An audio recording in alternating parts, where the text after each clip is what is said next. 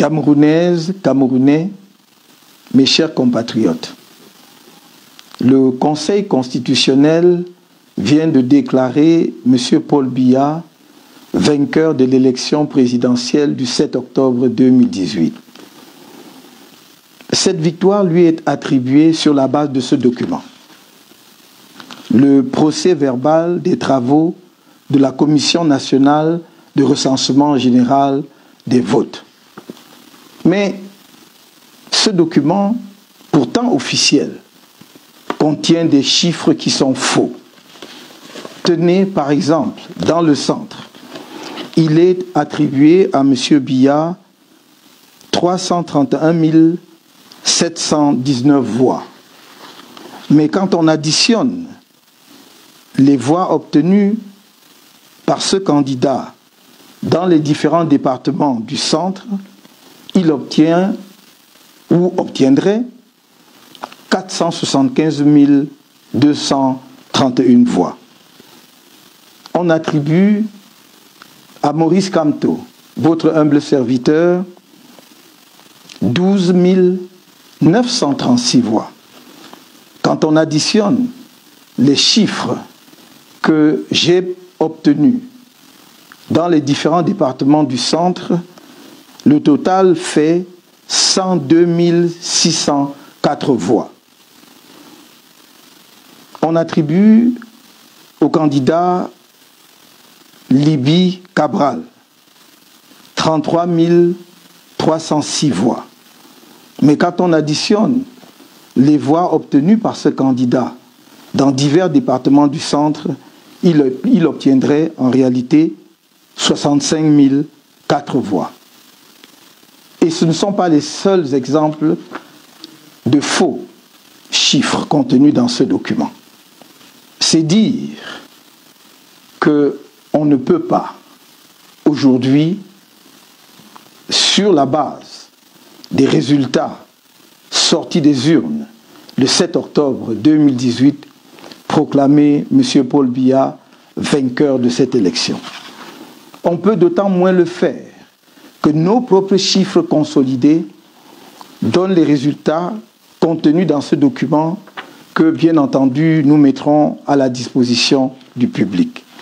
Et suivant la compilation que nous avons faite des chiffres sortis des bureaux de vote le 7 octobre 2018, les résultats de l'élection présidentielle sont les suivants. Maurice Kamto, 1 320 824 voix, soit 39,74%. Paul Biya, 1 278 514 voix, soit 38,47%.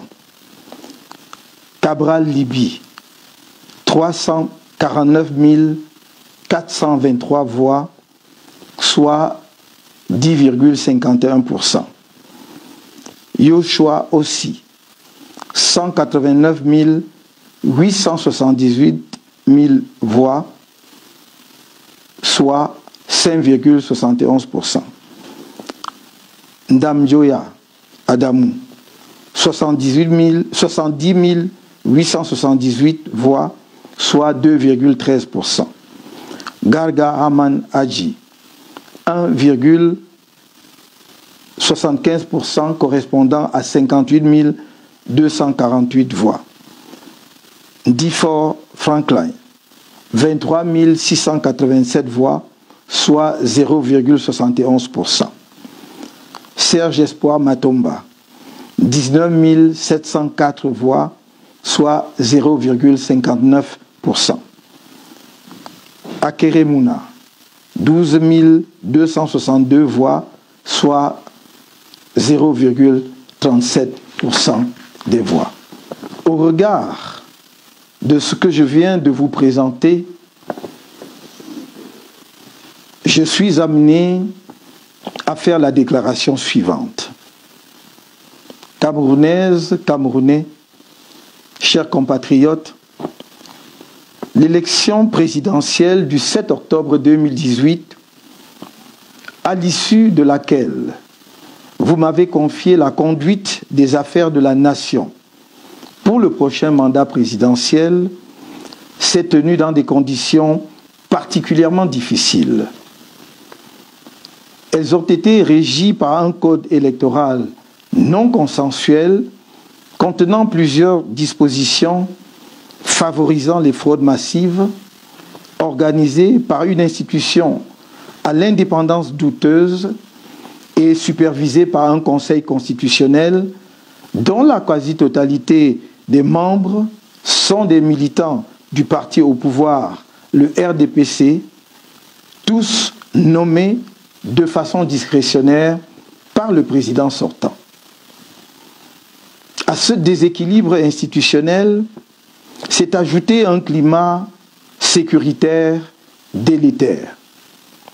Aux menaces d'attentats de la secte terroriste Boko Haram dans l'extrême nord du pays s'est ajoutée une crise politique aiguë qui, mal gérée par le régime, a dégénéré en un conflit armé dans les deux régions anglophones du pays. Aucun candidat n'a pu y battre campagne et les conditions de sécurité n'ont pas permis aux populations désemparées et abandonnées à elles-mêmes de participer au scrutin. Comme d'habitude, l'élection a été émaillée de nombreuses irrégularités et de fraudes massives et franchement barbares avant, pendant et après le scrutin. À ce sujet, j'invite chacun à consulter le document intitulé « Ce que les Camerounais doivent savoir sur le scrutin du 7 octobre 2018 » disponible sur notre site officiel. Durant les 2 jours d'audience au Conseil constitutionnel, concernant nos revendications, nous avons été en mesure de montrer à l'opinion nationale et internationale que les résultats de cette élection que le pouvoir vient de proclamer à la faveur de M. Paul Biya sont basés sur de fausses données fabriquées avec l'assistance d'informaticiens et de statisticiens à la solde du régime. Ces résultats n'ont rien à voir avec ce qui s'est passé sur le terrain le 7 octobre 2018.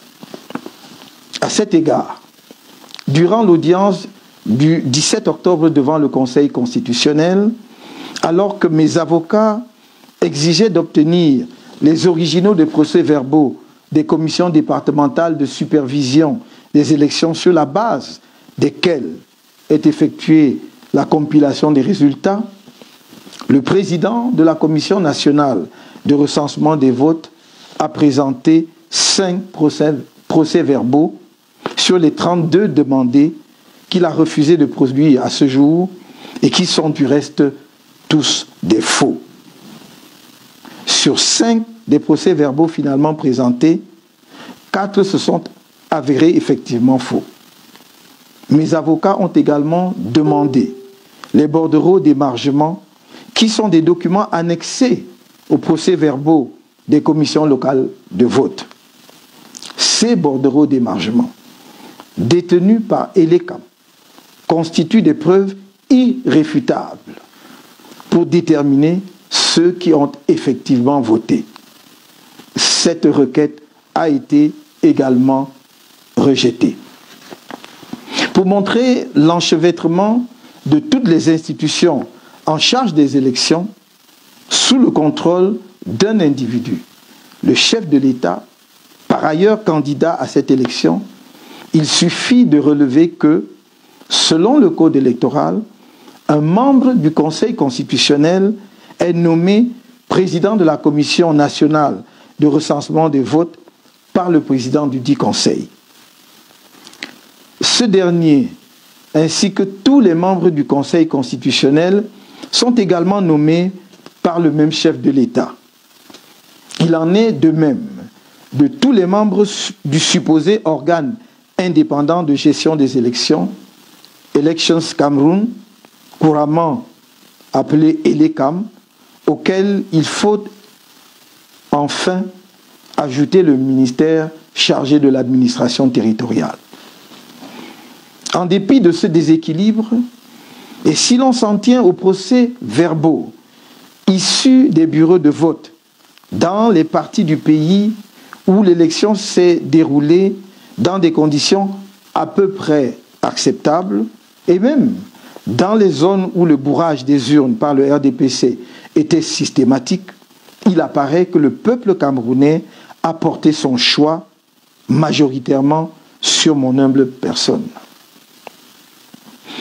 La coalition et moi-même continuons dès lors de revendiquer ma victoire à cette élection conformément à la vérité des urnes au soir du 7 octobre 2018.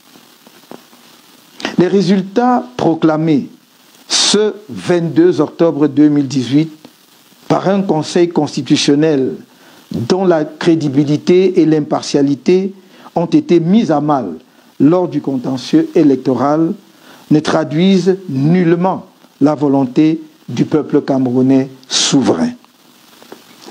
Au regard de ce qui précède, nous rejetons solennellement et catégoriquement ces résultats fabriqués et refusons de reconnaître la légitimité du chef de l'État ainsi désigné par ses obligés et non par les électeurs camerounais.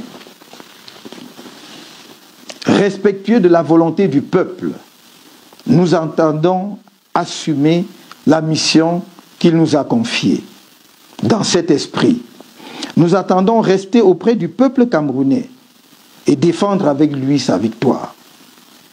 Le Conseil constitutionnel ayant refusé de comparer les résultats sortis des urnes, bureau de vote par bureau de vote, avec ceux concoctés dans les officines du parti au pouvoir, nous utiliserons tous les moyens de droit pour faire rétablir la vérité des urnes. J'en appelle au peuple camerounais à rester mobilisé et à une résistance déterminée à la forfaiture. Vive le Cameroun!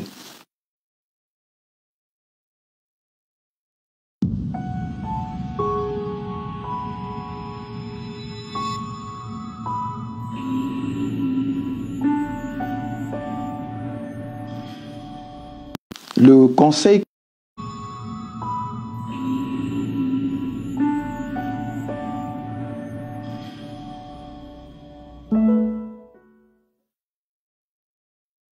Camerounaises, Camerounais, mes chers compatriotes, le Conseil constitutionnel vient de déclarer M. Paul Biya vainqueur de l'élection présidentielle du 7 octobre 2018.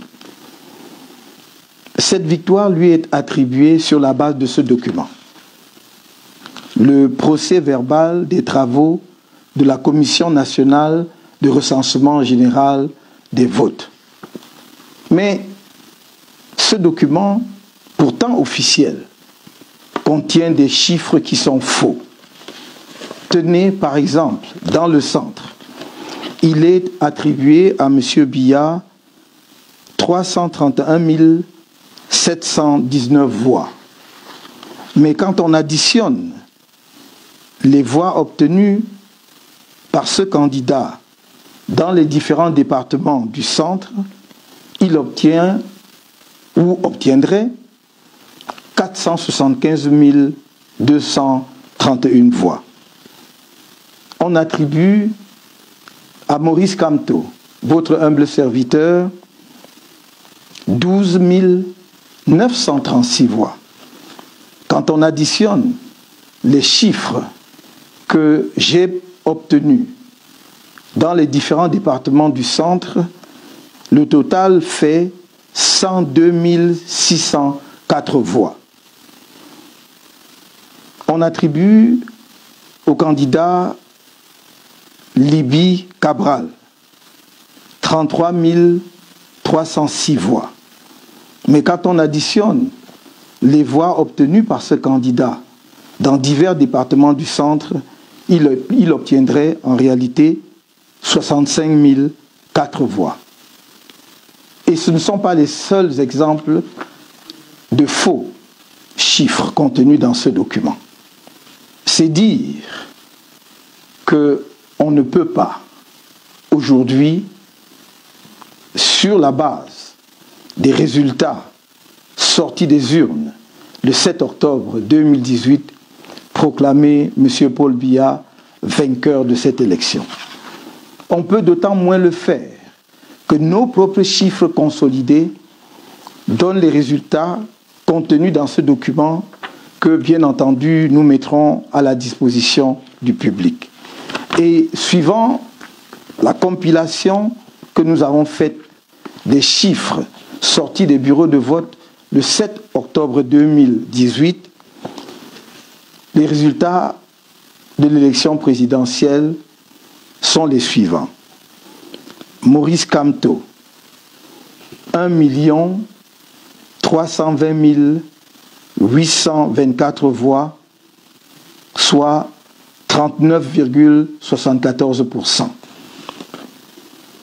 Paul Biya, 1 278 514 voix, soit 38,47%. Cabral Libi, 349 423 voix, soit 10,51%. Yoshua Ossi, 189 878 voix, soit 5,71%. Ndamjoya Adamou, 70 878 voix, soit 2,13%. Garga Haman Hadji, 1,75% correspondant à 58 248 voix. Difor Franklin, 23 687 voix, soit 0,71%. Serge Espoir Matomba, 19 704 voix, soit 0,59%. Akere Mouna, 12 262 voix, soit 0,37% des voix. Au regard de ce que je viens de vous présenter, je suis amené à faire la déclaration suivante. Camerounaises, Camerounais, chers compatriotes, l'élection présidentielle du 7 octobre 2018, à l'issue de laquelle vous m'avez confié la conduite des affaires de la nation pour le prochain mandat présidentiel, s'est tenue dans des conditions particulièrement difficiles. Elles ont été régies par un code électoral non consensuel contenant plusieurs dispositions favorisant les fraudes massives, organisées par une institution à l'indépendance douteuse et supervisée par un conseil constitutionnel dont la quasi-totalité des membres sont des militants du parti au pouvoir, le RDPC, tous nommés de façon discrétionnaire par le président sortant. À ce déséquilibre institutionnel s'est ajouté un climat sécuritaire délétère.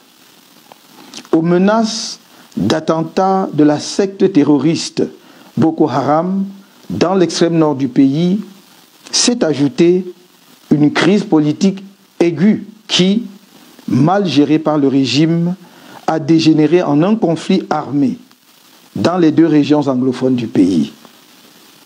Aucun candidat n'a pu y battre campagne et les conditions de sécurité n'ont pas permis aux populations désemparées et abandonnées à elles-mêmes de participer au scrutin.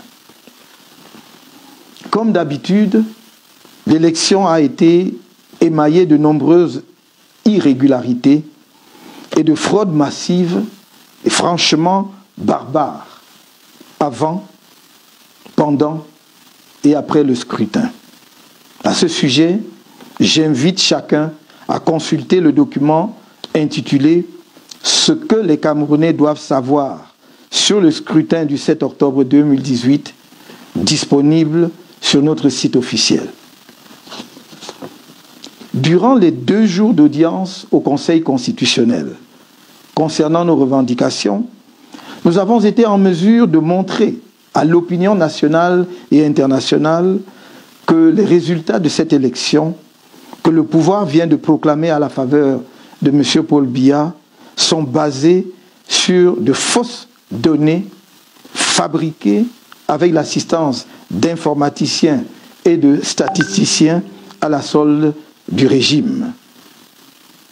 Ces résultats n'ont rien à voir avec ce qui s'est passé sur le terrain le 7 octobre 2018. À cet égard, durant l'audience du 17 octobre devant le Conseil constitutionnel, alors que mes avocats exigeaient d'obtenir les originaux des procès-verbaux des commissions départementales de supervision des élections sur la base desquelles est effectuée la compilation des résultats, le président de la Commission nationale de recensement des votes a présenté 5 procès-verbaux sur les 32 demandés qu'il a refusé de produire à ce jour et qui sont du reste tous des faux. Sur 5 des procès-verbaux finalement présentés, 4 se sont avérés effectivement faux. Mes avocats ont également demandé les bordereaux d'émargement qui sont des documents annexés aux procès-verbaux des commissions locales de vote. Ces bordereaux d'émargement, détenus par ELECAM, constituent des preuves irréfutables pour déterminer ceux qui ont effectivement voté. Cette requête a été également rejetée.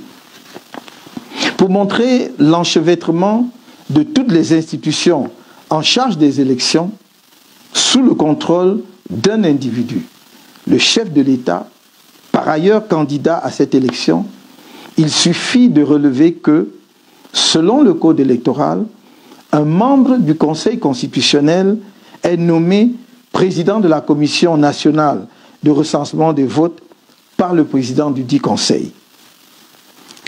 Ce dernier, ainsi que tous les membres du Conseil constitutionnel, sont également nommés par le même chef de l'État. Il en est de même de tous les membres du supposé organe indépendant de gestion des élections, Elections Cameroun, couramment appelé ELECAM, auquel il faut enfin ajouter le ministère chargé de l'administration territoriale.